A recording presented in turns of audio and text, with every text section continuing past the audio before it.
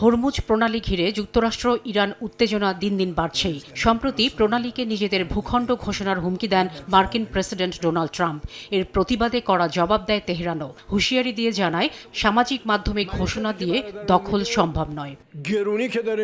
পাল্টাপাল্টি হুমকি হুঁশিয়ারির মধ্যে এবার প্রশ্ন উঠেছে, আসলেই কি হরমুজ নিজেদের দাবি করতে পারবেন মার্কিন প্রেসিডেন্ট? আল জাজিরার এক প্রতিবেদন বলছে, একতরফা ঘোষণার মাধ্যমে সার্বভৌমত্ব দখল অসম্ভব। সাংবিধানিকভাবে নিজে কোনো কিছু সংযুক্ত করার ক্ষমতা রাখেন না প্রেসিডেন্ট।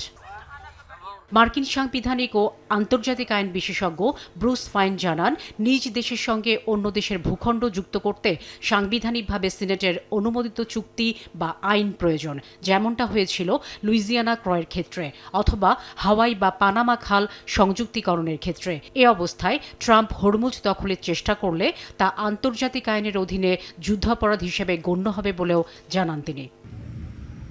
সিডনির একটি বিশ্ববিদ্যালয়ের আন্তর্জাতিক আইন বিশেষজ্ঞ ও সহযোগী ডিন নাটালি ক্লেইন বলছেন, আন্তর্জাতিক আইনের অধীনে ট্রাম্পের দাবির বিশ্বাসযোগ্যতা তখনই থাকতে পারে যদি দখলদার শক্তি হিসেবে যুক্তরাষ্ট্র প্রণালীটির ওপর নিয়ন্ত্রণ প্রতিষ্ঠা করে।